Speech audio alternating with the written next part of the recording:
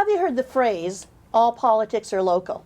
Today, Your Votes Counts program's purpose is to help our viewers see how true that is. This program was prepared by the nonpartisan political organization League of Women Voters of Marion and Polk Counties and produced by Capital Community Media.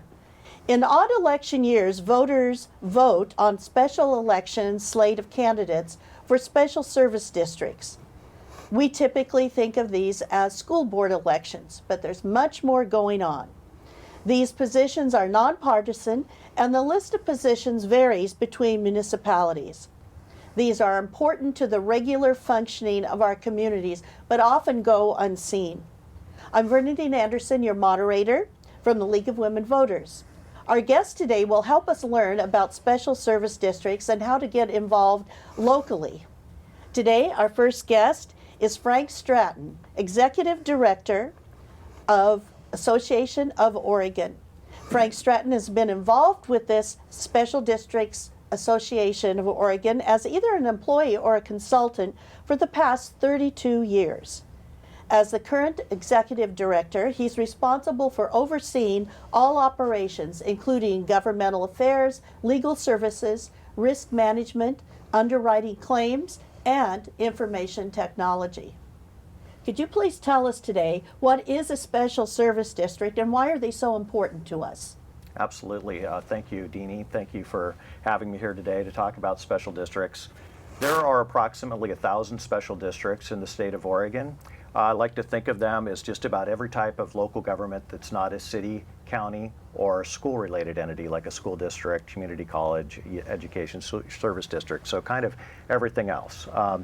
There's 36 types of special districts in the state, ranging from fire districts, water districts, irrigation, cemetery districts, ports, on and on. So just about anything that someone might be interested in, there's a special district out there for them to get involved in. Also in special districts, most all of them have elected boards. So there's approximately 6,000 elected board members out there for these special districts. And a lot of times people don't even know that those opportunities are out there to serve. But as I said, there's so many different types and ways that you can become involved. Because special districts are kind of the most volunteer type of district you could probably serve in. We estimate there's around 10,000 special district volunteers. A lot of those are volunteer firefighters, volunteer paramedics and EMTs, but also volunteers at park and recreation districts, even volunteers at irrigation districts that might help clear out the irrigation ditches.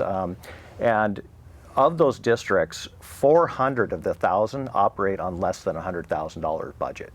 So, you know, for people especially that are really interested in volunteering their time and being part of an organization that really has to watch the money that it spends and operate in an efficient manner, special districts are a great opportunity for that.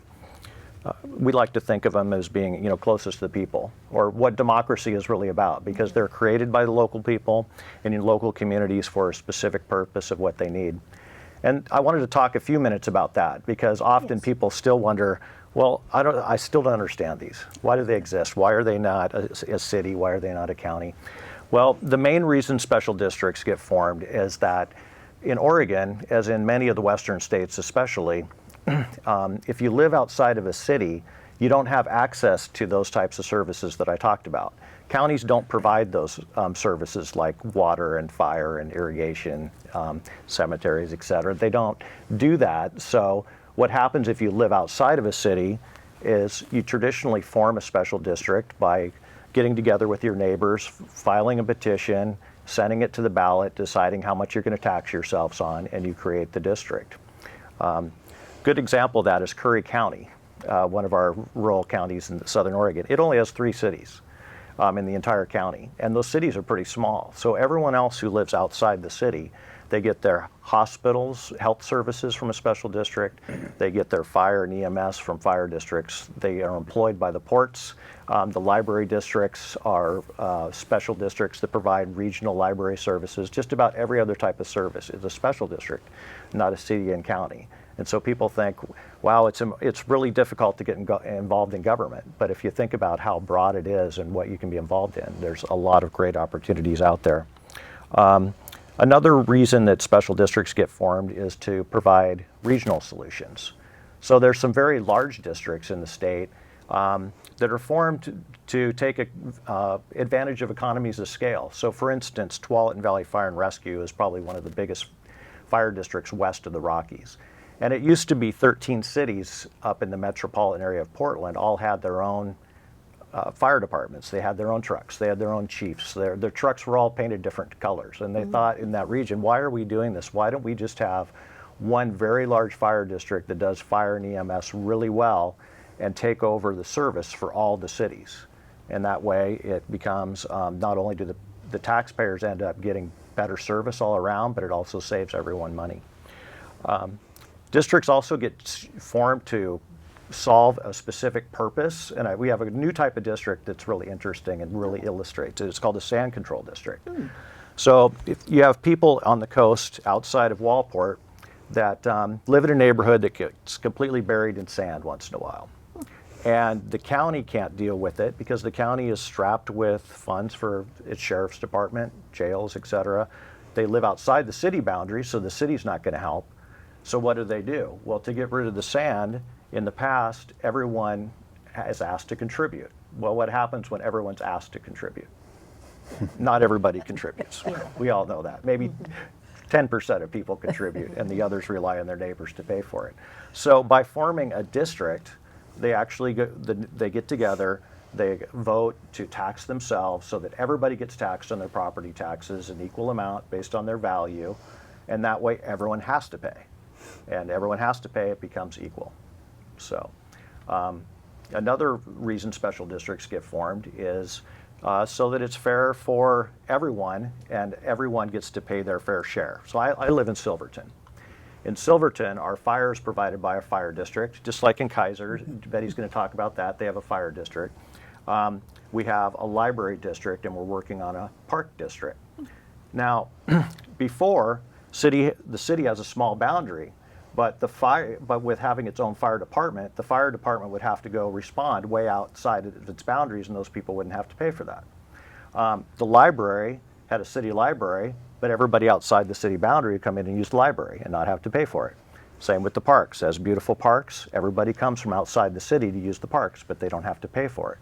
If you form a park district that has, or these districts that have much larger boundaries in the areas for people where people actually use these services, then it becomes easier to fund because more people are paying in, but everybody's also paying their fair share.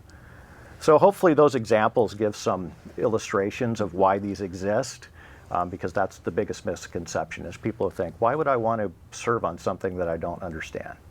Right. And as you mentioned, I think one of the most important things is these are nonpartisan organizations. Traditionally, people that want to run for a district board are running because they want to serve their communities, they want to help their communities, they want to be involved, they want to give back. They're not interested in building their political career. And we do have a few now that are struggling, like library districts kind of get caught up in the politics of the day a little bit, but for the most part, it's people that generally just want to serve and they want to give back. Thank you. It's important for us to understand the lay of the land, if you will, and to look at how many volunteers are already engaged and encourage our population to take a step up and get involved. With that in mind, we want to hear from two people today that are involved and have been involved and can share what does that look like and what does that mean to them. Our next guest is Betty Hart, currently serving on the Kaiser Fire District as board director and as treasurer. She has a real history of volunteerism that includes the Kaiser Community Library, Rotary, JCs, and Girl Scouts. But today, we would like to hear about your experience serving on the Special District Board, what it's meant to you, and what does that look like? So, yes, I've been on the board for almost 8 years now, and for the most part, we have one meeting a month. We have budget meetings once a year, once or twice a year, depending on what's going on. But there are lots of other ways to be involved, and I want to make a comment about what Frank said about special districts. When people ask me what it is, I say, so it's that item on your ballot that you go, what is that? Why am I voting for a sewer district person or whatever the district is? So a lot of people miss out or don't even think about them until they see that and then don't realize what it is.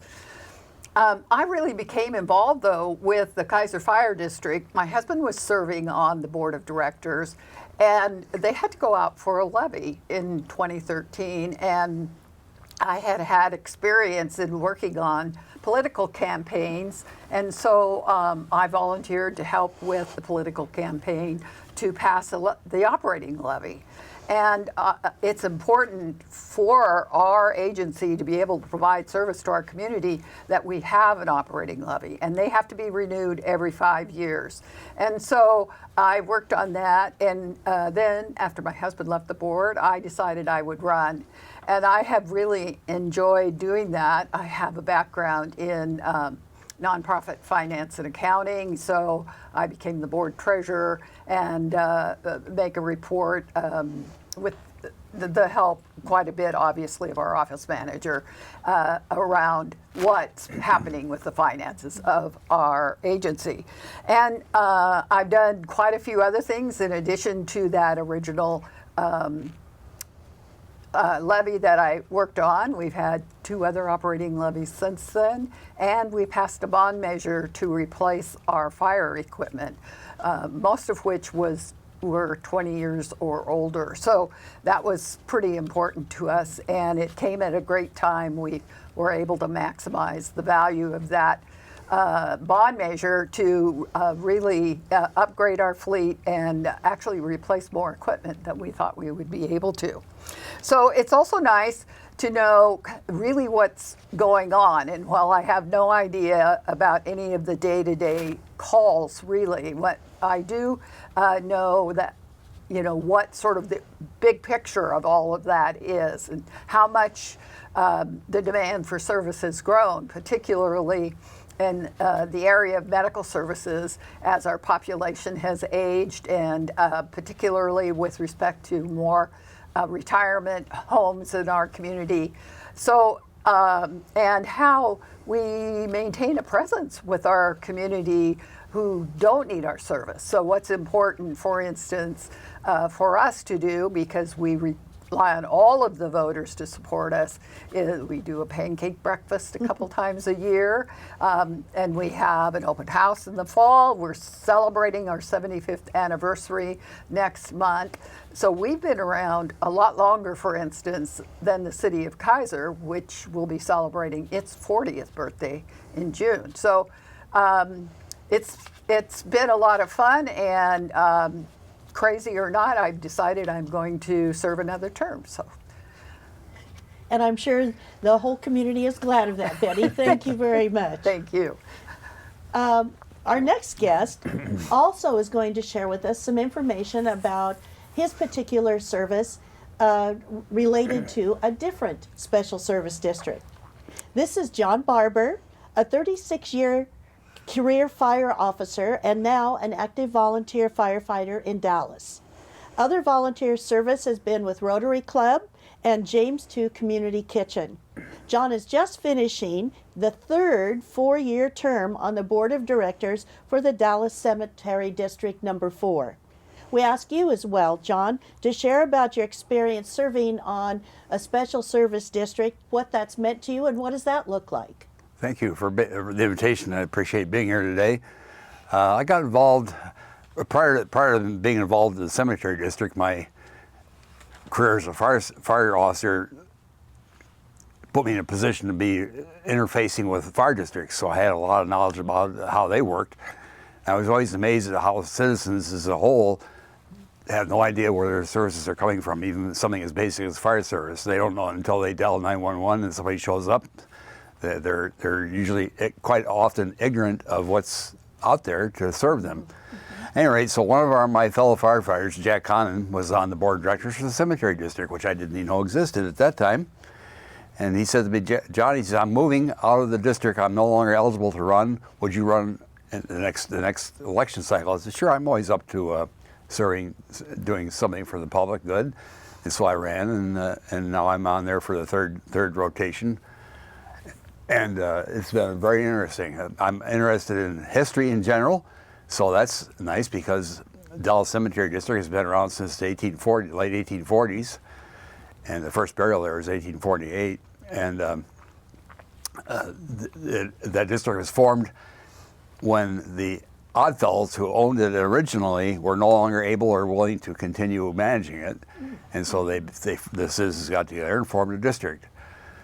And so we have a very nice district with a 5-person board of directors, a general manager, a sexton, and a maintenance person. And we provide what we think is a pretty important service. There's lots of private cemeteries too people have access to, obviously, but we like to think of ours as kind of family-oriented and a nice place for people to come and visit their relatives and ancestors. And also a lot of dog walkers. We get a lot of people just recreational walking, and because it's very peaceful and well-kept grounds. And so it's been very interesting and a very interesting experience, and a fairly important service to the public. Could you tell us a little more about what kinds of decisions does the board have to make regarding cemeteries? Well, we have a two-year cycle on our budget, and much like the state of Oregon does. And so we have a budget committee, and we pass a budget. About 24% of our budget comes from tax base. The balance of it comes from sale of services, burials, and things that go with that. And we're, like Frank mentioned, we're always right in the ragged edge of there's nothing left over at the end of a 2-year cycle usually. We do have a substantial reserve, which is important for continued maintenance over the years. But as far as daily operations, yeah, we use every penny we have access to, and so our budgeting, the board of directors is responsible for setting a budget and make sure we follow it, and also setting policies. We recently, about a year ago now, had SDAO come in and give us a review, management review, and make several suggestions about standard operating procedures and things of that nature. And so we're working on implementing those recommendations. And of course, the other aspect of their special services, the insurance side, that's our insurance carrier. And so that's an important aspect for us, is both the consultants they provide for us, as well as the insurance side of their operation. And probably many boards of directors don't get involved in day-to-day stuff, but most of us have some interest in, maybe we have family members there. And right now I'm involved in building and installing an information kiosk.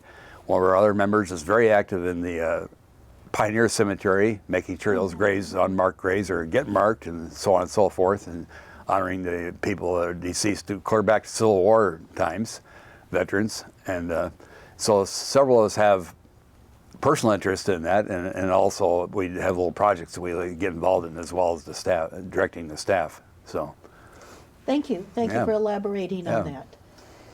We're going to explore just some questions and have a general conversation. Anyone can answer when you have a piece of information to share. Okay. And we want to make sure the public understands, what does it take to get involved? Frank mentioned some things about that.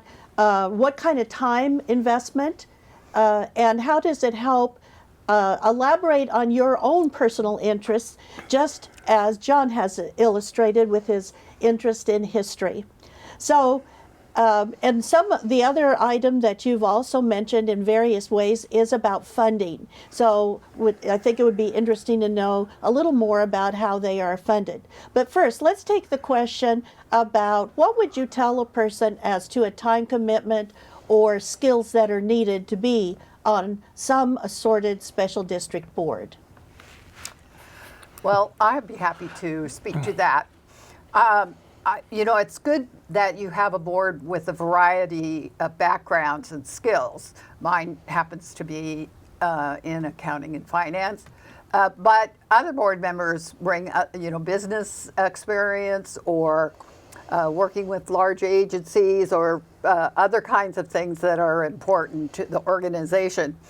And in many small districts, like John was talking about, the board members end up doing a lot of volunteer work because they don't have much in the way of staff.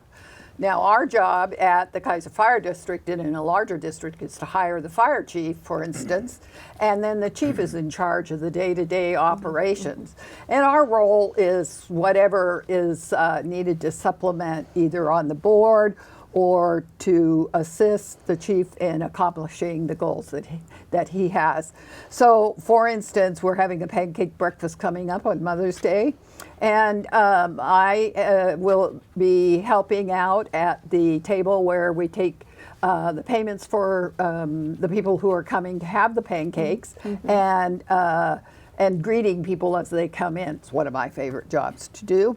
And I also represent the board in some community activities. So our mayor, Kathy Clark, mayor of the city, has a monthly thing called Coffee with Kathy. And since the pandemic started, we've been doing that virtually, and it plays on Facebook and on the Kaiser's TV station and stuff. So I represent the fire district on that and report to the community what kinds of things are coming up on our agenda that might be of interest to them, and also then catch what else people are, the other people who are there are reporting on to share with the board at our next meeting.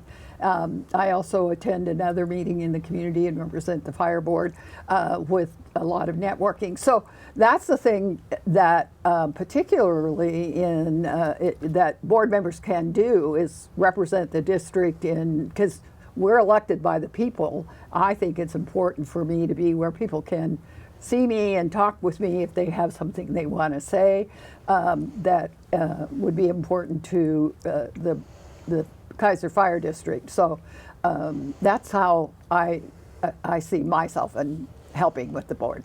Thank you.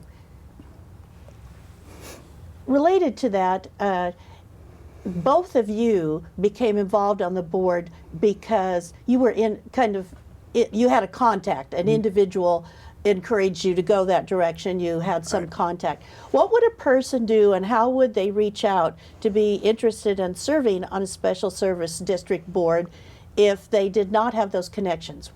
Where would they turn? How would they see what's available?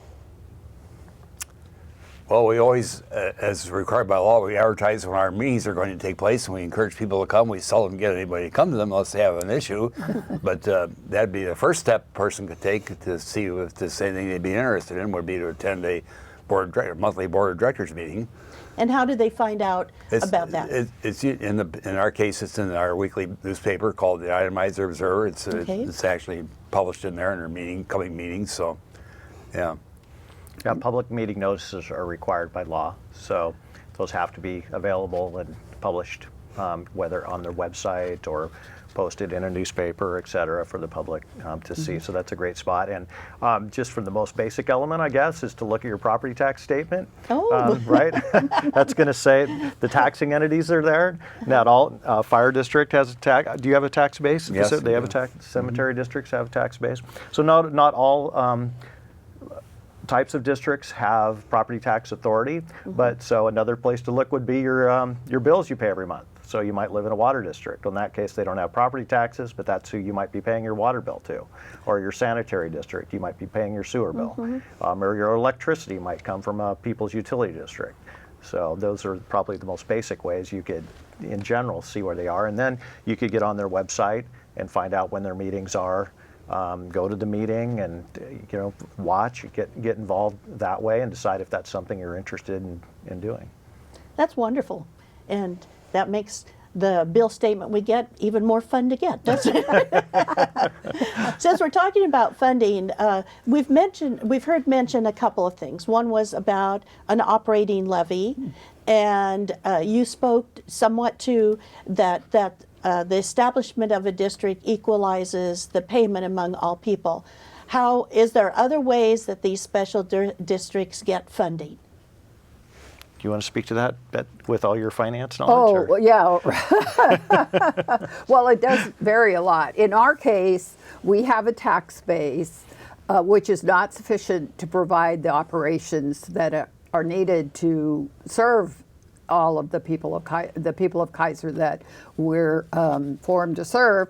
So we have the operating levy, which is also a property tax. But for ambulance services, we do bill the ambulance companies. However, the payments we receive only cover about half the cost of providing the service. So that's why the property taxes are important, because they really are needed in order to do that. I mean, this is probably true of every fire district that provides ambulance service in the country, where they're not paid the full amount that it costs them to provide the service. I do know that other districts have fees, particularly like sewer or water, where that's all they receive is the fees. They may not have any tax base.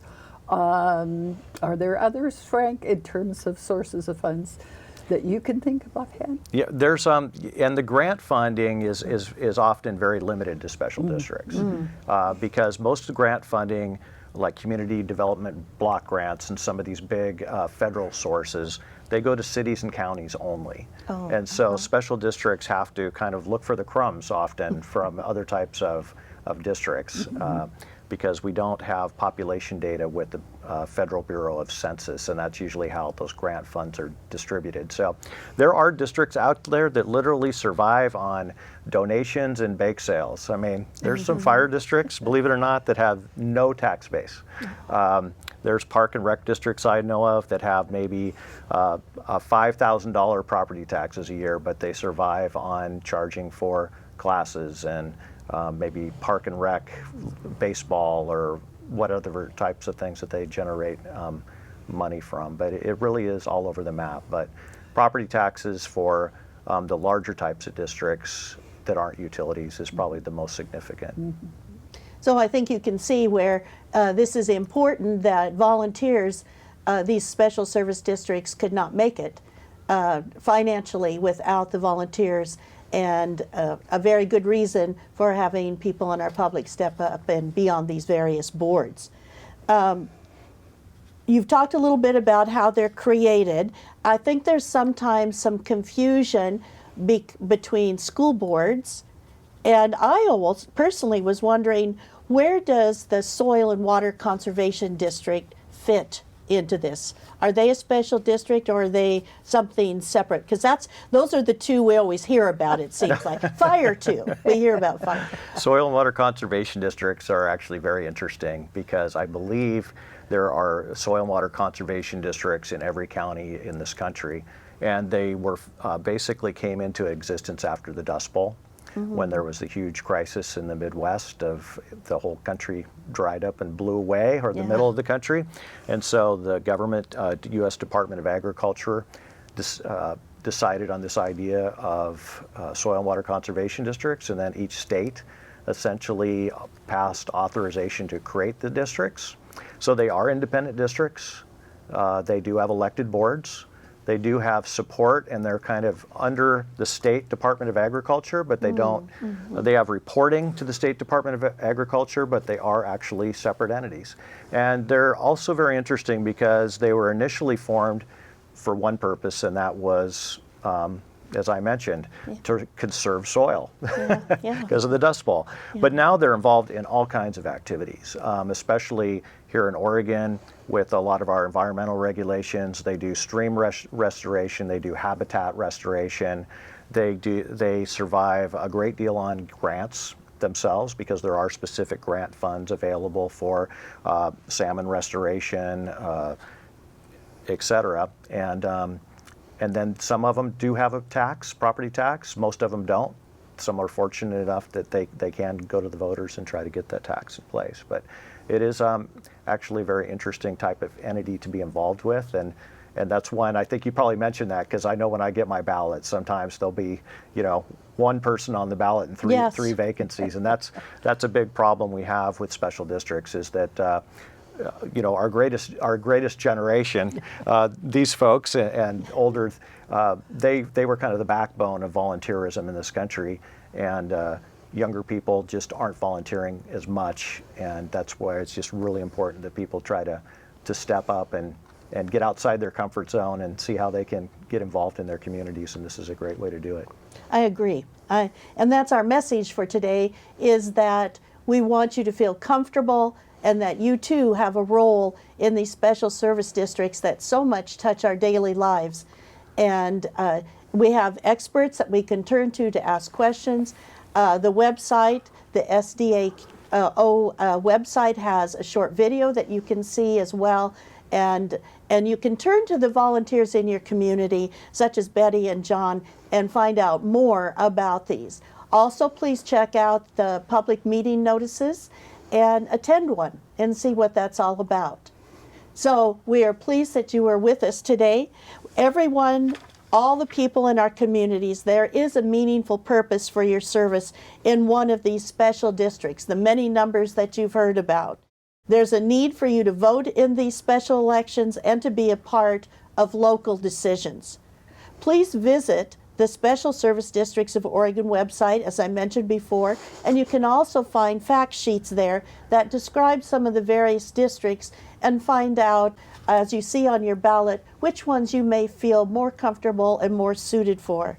Thank you to our guests today for their time, their service, and all of the volunteer hours that they contribute to our communities.